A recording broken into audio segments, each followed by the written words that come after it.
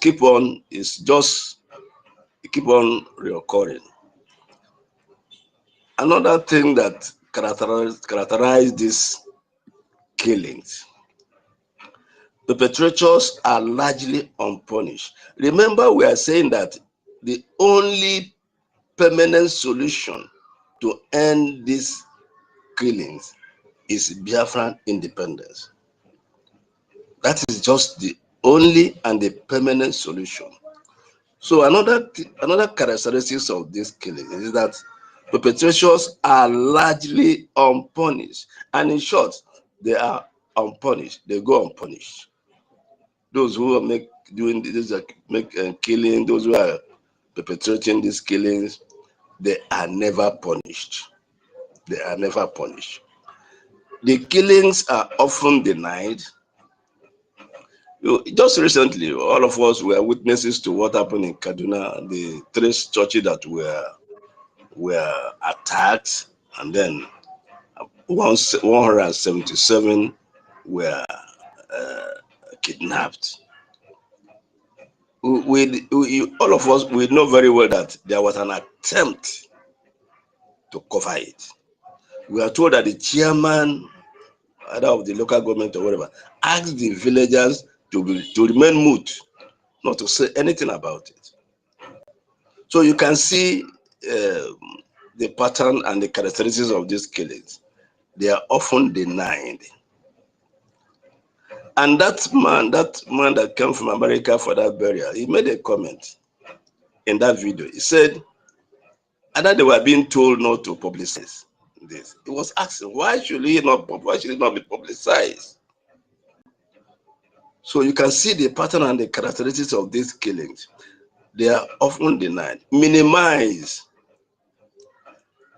They want to play it down. They want to minimize it. And there is this another thing that they give excuses. They give excuses.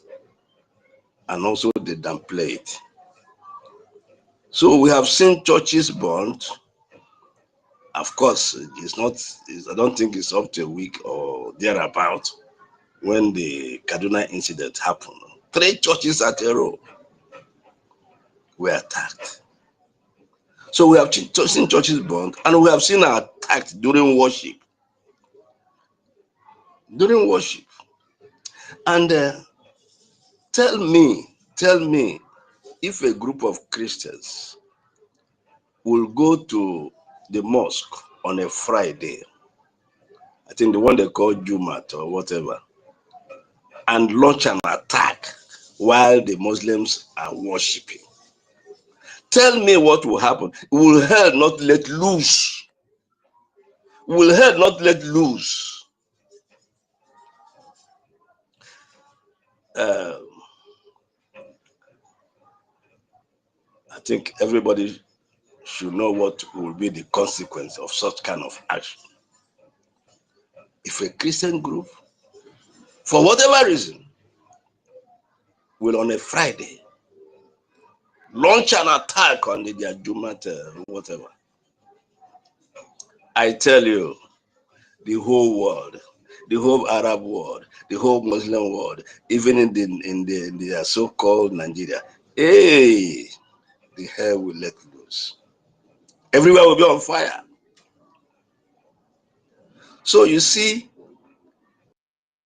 the churches are burned, attacked during worship. We have seen pastors and priests abducted and killed. We have seen pastors. We have seen priests abducted or killed. Abducted and killed. Abducted or killed. These are all in public domain. We have seen entire village or villages displaced overnight.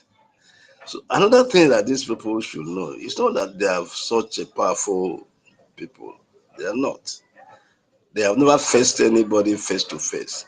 What they do is that when people are sleeping at night, children are asleep, women are asleep, They will sneak into villages and launch the attack.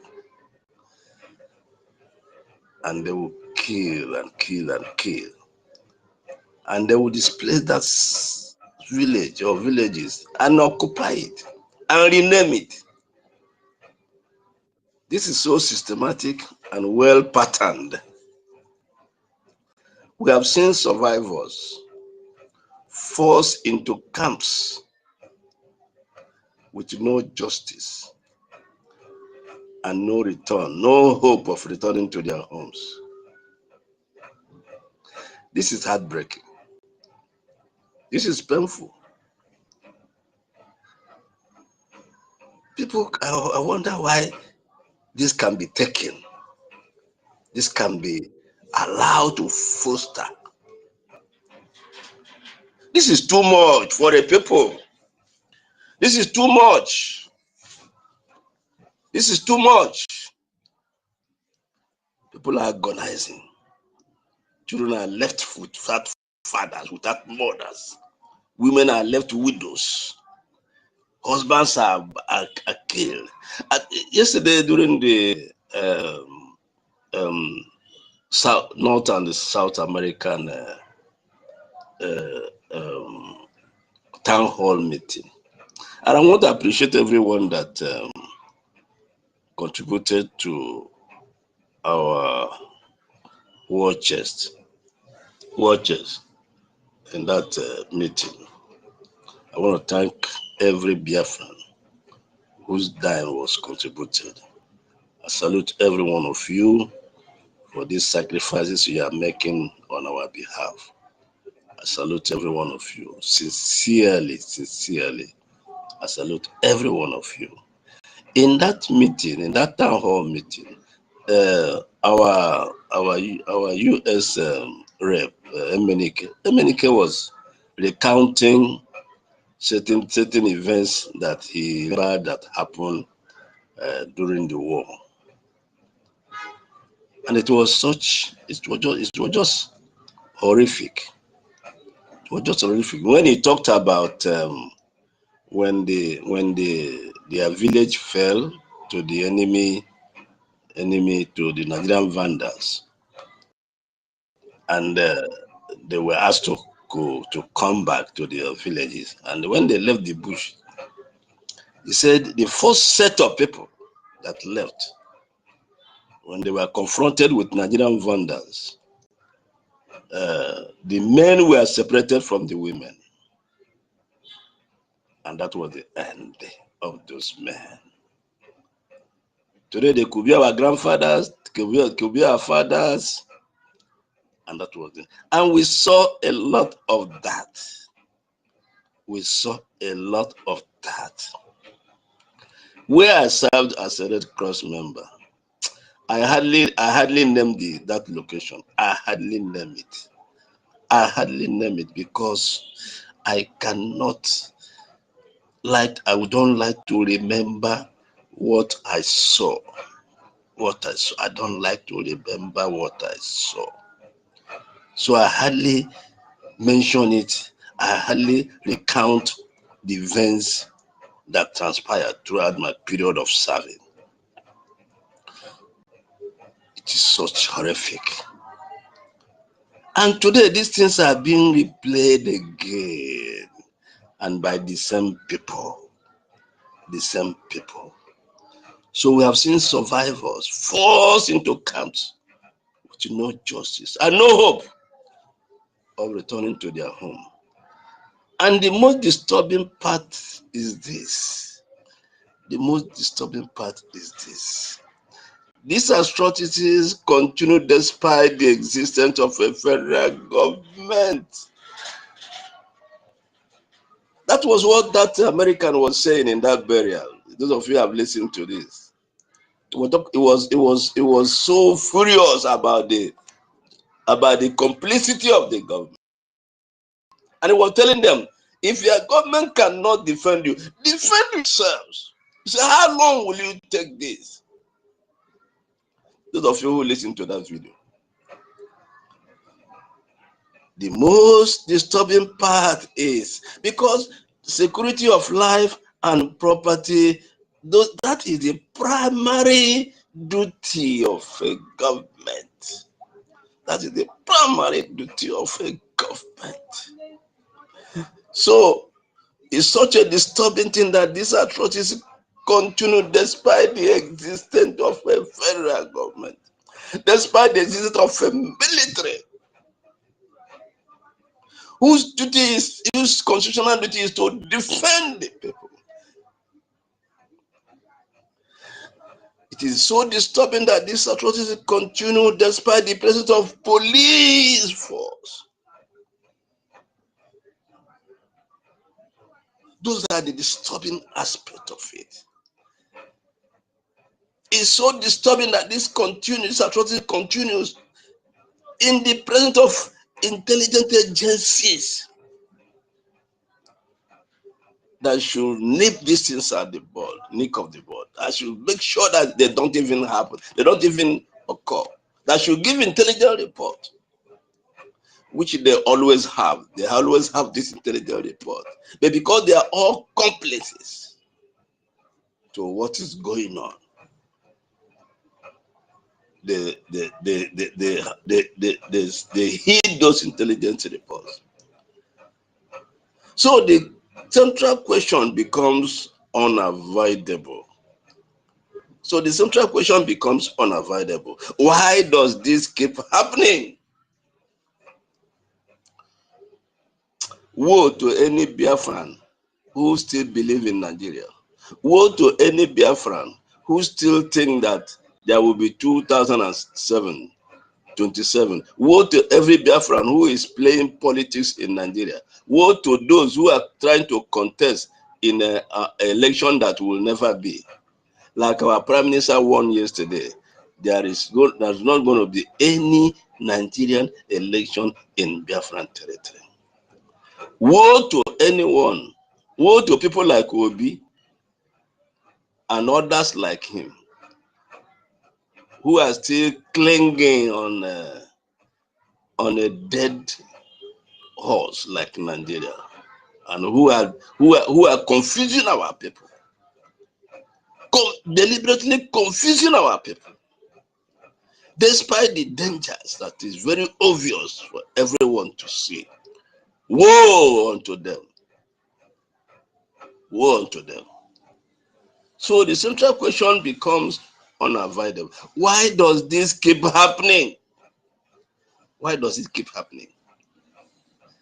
It is now obvious with all the empirical evidences that the Nigerian state has failed. It is now obvious. And that is one of the reasons why it keeps happening and will never stop happening. And will never stop. So it is now obvious with all the evidences, all the empirical evidence, that the Nigerian state has failed. It has failed. Failed in its constitutional duty to protect lives and property before the entire world. It's an obvious fact known to everybody that the Nigerian, as a nation, in its constitutional duty to protect lives and property before the entire world. Before the entire world. I would like to go to the second segment. I'm done with the first segment, which is state failure and structural bias. But I want to stop first and say, if there's anybody that has anything to say so far on what I have said before I proceed. And if there is none, then I will continue. Co-host, please, if you can moderate. If there's anyone that wants to say something based on what I have said, you can give the person the opportunity to. If there is none, then I will proceed. Thank you so much. Yeah, I think the prince, his hand is up. Thank you, veteran. Thank you so much, the host. The prince, his hand has been up. I think he has something to say. The prince, are you there? Yeah, I am Okay, here. go ahead. Good morning, good afternoon, and good evening once more, Biafrans.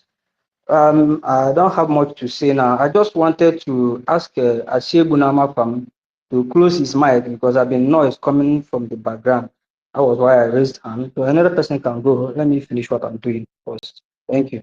Sorry, my mic is being closed. It's not open. I don't think it's from me.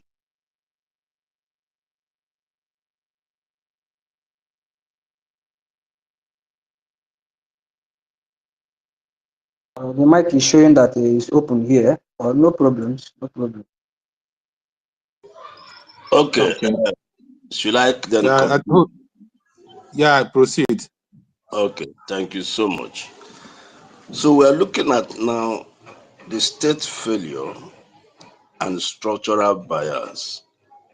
Remember, our topic is Biafran independence, the only solution to end Christian killings in Nigeria. Not just the only solution, the only and permanent solution to end the genocide that is going on in Nigeria. To understand why these killings persist, we must talk about structure, not just events, not just talking about what is happening. Why does it persist? Why does this killing persist? Nigeria is deeply divided. It's deeply divided state. It's divided ethnically, it's divided religiously, and it's divided politically. So all these divisions make it difficult for solution to be to have solution to these killings. Power is highly centralized. The government is dangerously infiltrated. Like the video was talking about, which is a fact, that this vice president of Nigeria is a co-founder of Boko Haram. So the government itself is dangerously infiltrated.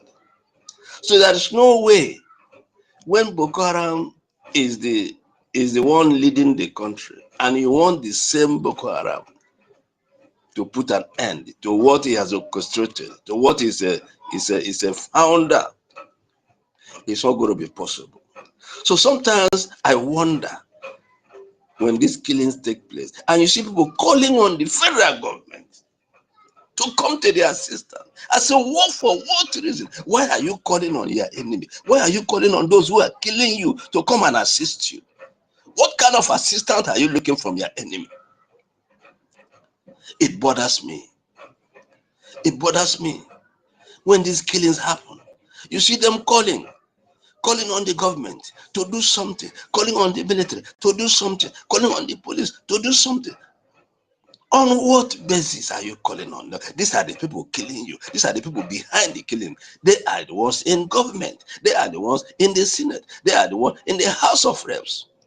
They are the one in the military. They are the one in the police. And you still call them. You still beckon on them to come and save you. What is wrong? The power is highly centralized in the hands of Boko Haram. The government is dangerously infiltrated and controlled by jihadi terrorists. So why still calling on them to come and help you? Fantastically corrupt.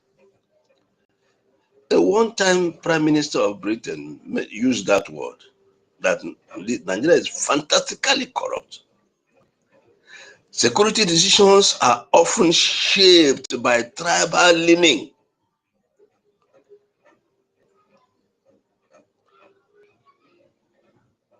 Security decisions are often shaped by tribal leaning. So how do you expect them to come to your aid when they are the ones giving support, facilitating colluding and making sure that you are killed. So there is this tribal leaning by the security apparatus. There is these religious considerations that guide their policy and their decision taking.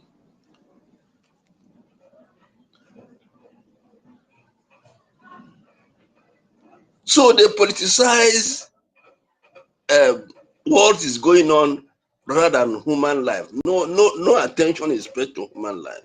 All they want is what their mind have set on to do, which is an agenda that they are pushing religiously and vigorously.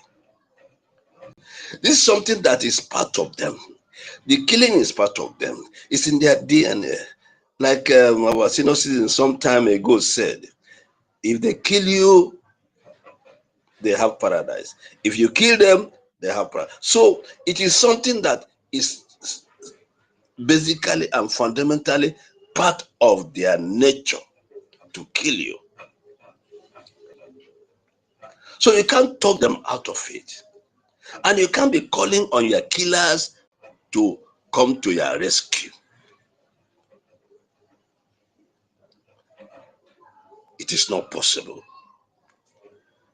It's not possible. It's not possible.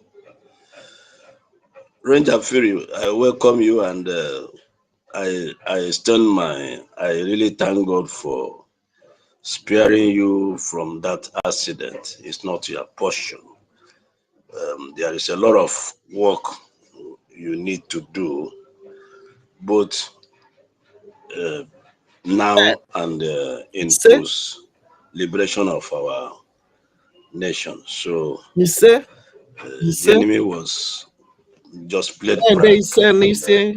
Whatever is their plan, they will carry it by their own head. It's not your portion in Jesus' name. Amen. So consider this dangerous pattern. Let's consider this dangerous pattern. Attackers are treated as invisible sacred cows. These attackers, they are not, nobody even sees them as if they are spirits. They are treated as if they are spirits and sacred cows. No attempt to apprehend anybody. They are spirits, as it were. They are invisible. You can't see them. So if you can't see them, how can you apprehend them?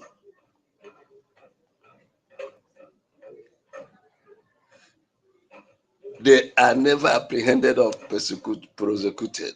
Never. Never. Victims are asked to remain calm. Earlier submission. Victims are asked to remain calm. Investigations are never initiated or carried out. Security agencies and officials issue statements only. They issue statements only. Then move on. They issue statements only and then move on. And then it becomes business as usual. This is not the kind of nation we want, and we can never and will never be part of this kind of system. Never. Never. Where a group of people will take it upon themselves to just kill others, and the security agencies will only issue statements and then move on. The worst part of it, which is just recent, lobbyists are hired and paid a whopping sum of $9 million to cover the truth and silence the world. This is what is in the public domain. That in spite of all this, in spite of genocide and all the killings and all the atrocities, upon that, lobbyists are hired and paid a whooping sum of $9 million just to cover the truth, just to bury the truth, just to silence the world, just to silence the world, just to tell the person that knows the truth that what you know is no longer the truth. What a state, what a country. No wonder our supreme leader named it a zoo. No wonder. It's an evil forest. What a state that fails to prosecute attackers. What a state that fails to minimize the suffering of victims. And what a state that deliberately responds slowly. When the attackers have left, that's when they respond. Somebody asked a question yesterday during the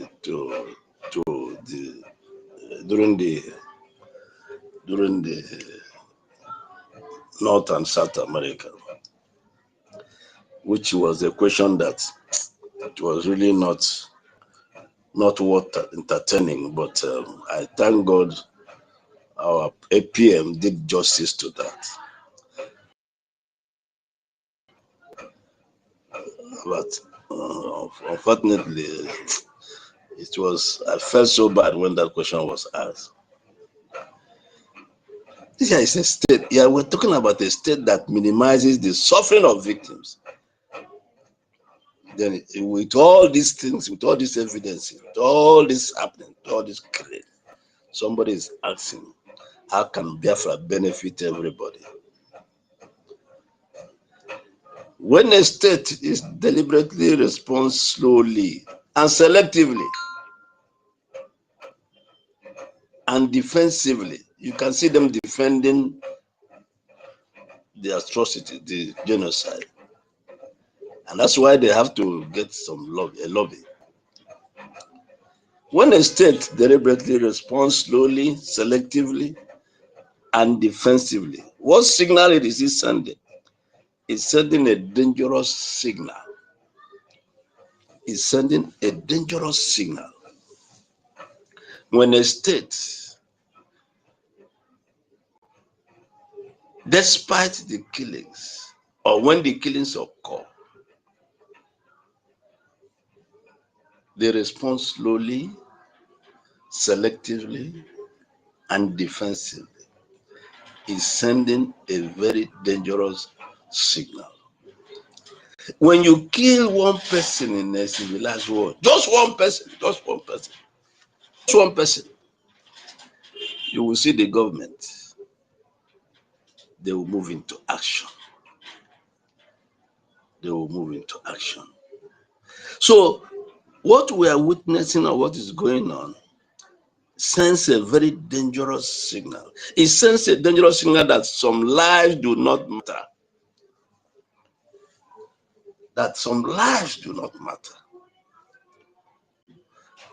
And we are saying Biafran independence is the only solution, only and permanent solution to end Christian killings. It sends a dangerous signal to Biafrans and Christians that this is not accidental, that what is going on is not accidental. These are well systematically orchestrated and planned agenda. So let nobody deceive himself. Let nobody wallow in self-delusion. Let nobody feel like it will one day stop. It cannot. So this sense is very dangerous signal to Biafrans and Christians that this is not accidental. Or is it temporary? Will it stop one day, or it's going to stop one day? No, no.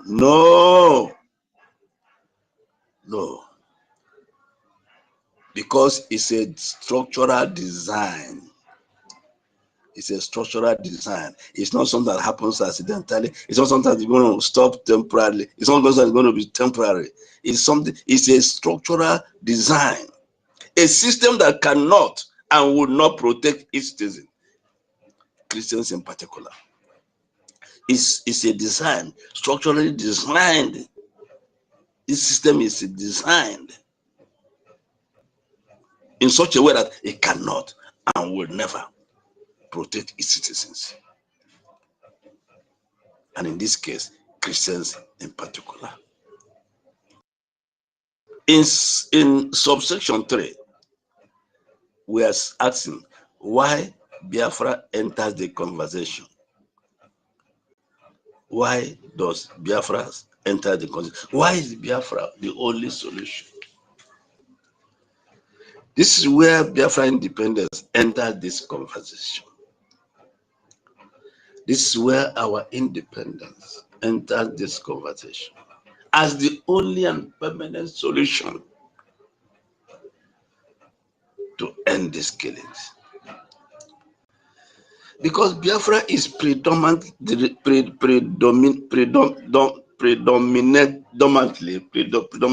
Christian. We are purely predominantly Christian.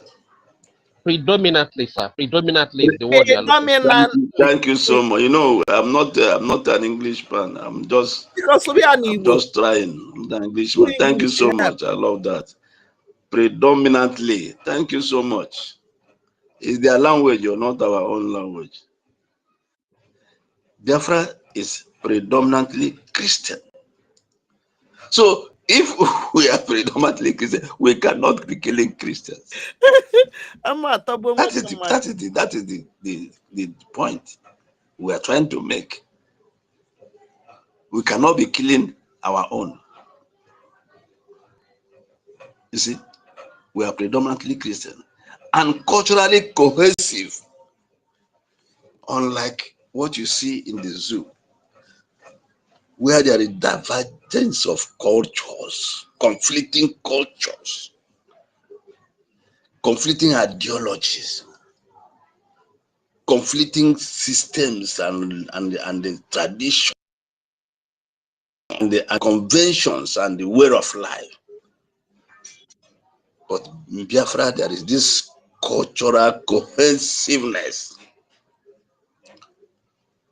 and historically self-aware. We have not forgotten our past. We have not forgotten where we are coming. We have not forgotten what we have passed through in Nigeria.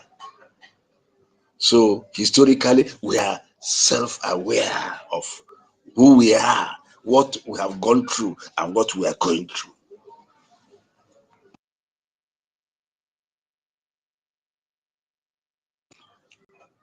See, so, and we are deeply conscious of the past experiences within Nigeria. Nigeria have happened to us, and happened to us, and happened to us, and happened to us, and happened, and it's still happening to us. So we are all conscious of this, our past experiences in that country. So the argument for Biafra is not complicated.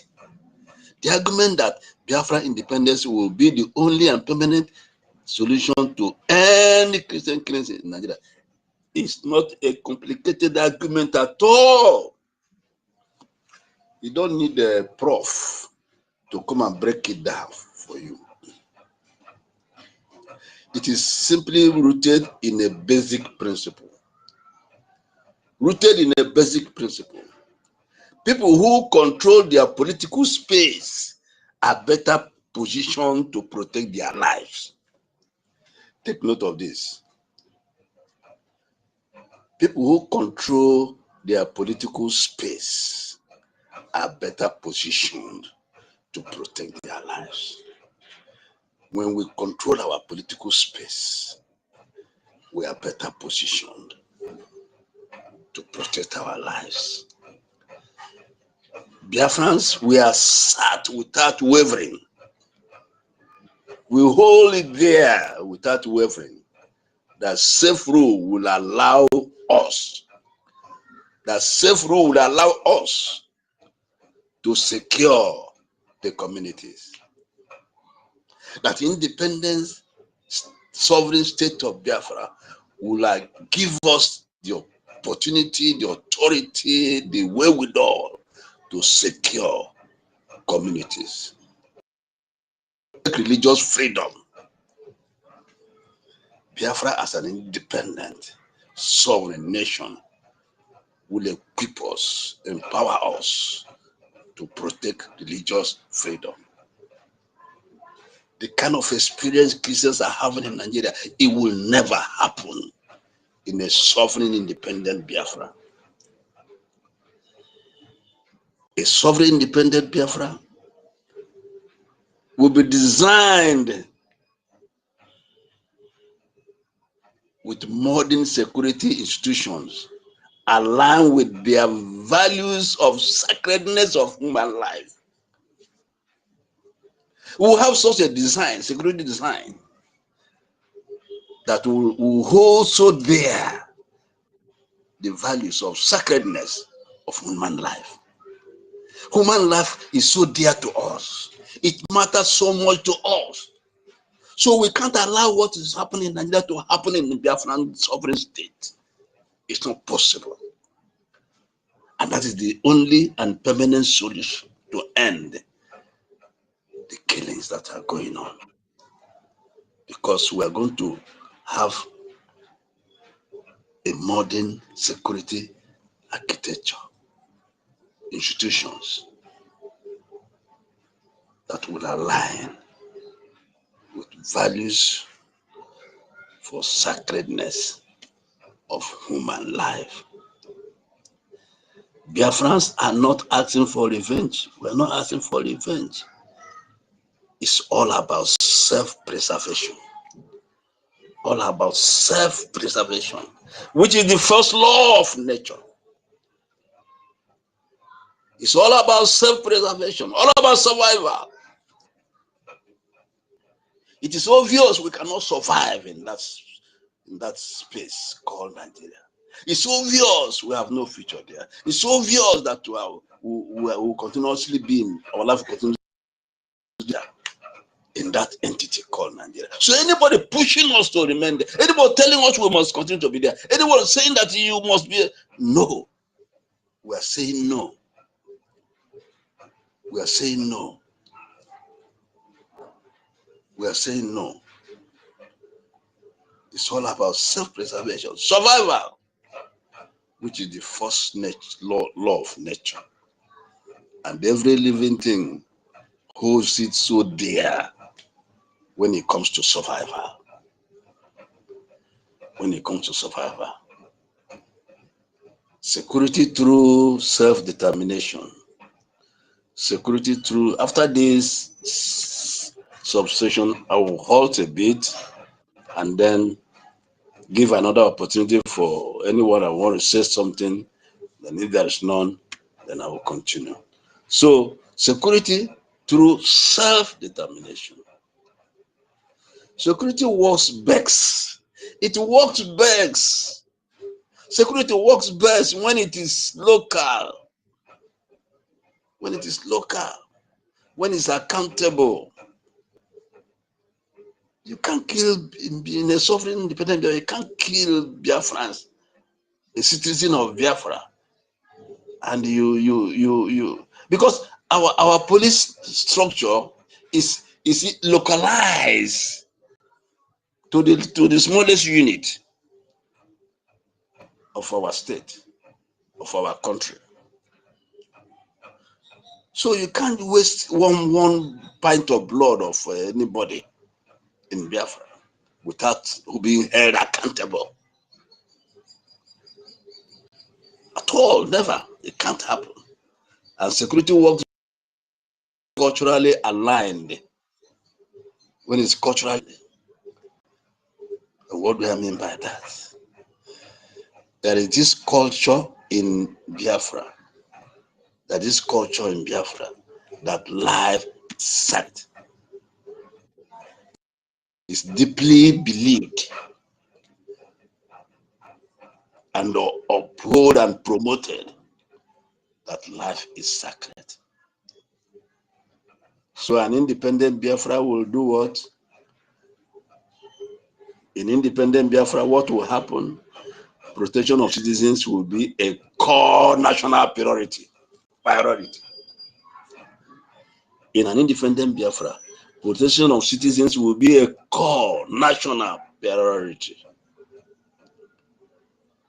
We are going to hold that as number one in an independent Biafra. Protection of citizens will be a core national priority.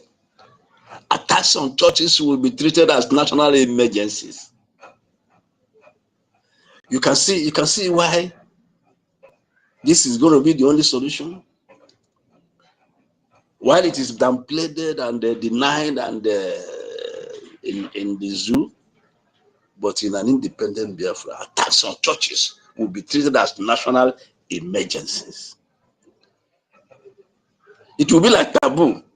It will be like abomination. It will be like abomination. And the government will treat it as a national emergency. Perpetrators will face justice without political hesitation.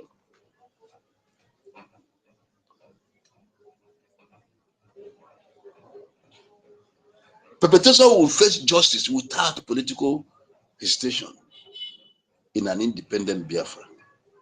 Security agencies will be rooted in community trust. TRUST. Security agency will be rooted in community trust, not distant command. Distant command from far away Abuja, where the Boko Harams are the commanders and the IGs and the whatever.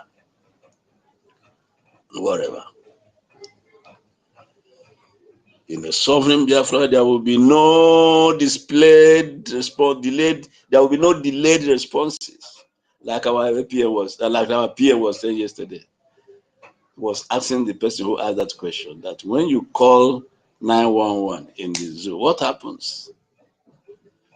And he was also making comparison of where he lives and when you call 911 and what is the response. So in a sovereign Biafran, there will be no delayed responses. No. You press the button and you will see a response. Not like in the zoo, where they will delay. They will be discussing with the killers, and they will until when the killer tell them that they are done, you will see them moving. And in sovereign Biafra, there will be no political interference. No political interference, like what happens in the zoo. When you will hear that I am interested in that matter, the order from above, there will be no such thing. No political interference. Every agency will perform their constitutional duties and responsibilities without any political interference. And in the sovereign Biafra, there will be no selective enforcement of justice. Like our leader NNAMDI KANU is for acting for self-determination is in Sokoto. But for this man, what they call him, the Yoruba man, what's the name now? The one who was also talking about Yoruba. What's the name again? Sunday. What's the name? Sunday. Sunday. They even have to pay him some money, and then and he sold out as usual anyway, as usual. Because I remember when NNAMDI KANU was campaigning for One Nigeria in the UK. But immediately their man won the election. That was the end. And that was when it dawned on him.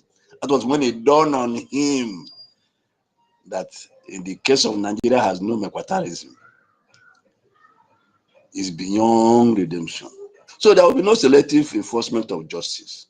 I will stop here before I go into subsection 5. I will stop here in case I'm seeing 2 hands already. So please, my co-host, please moderate. Let's see what they have to say. We'll be sharing it half All by right, thank half. you very much, my So host. we are refreshing Bridge so and that we Fury join can take it up from there. the next. Thank you. Okay. Keep All right. sharing. Thank you very much, my Let's dear stop this comrade. one. I hope I'm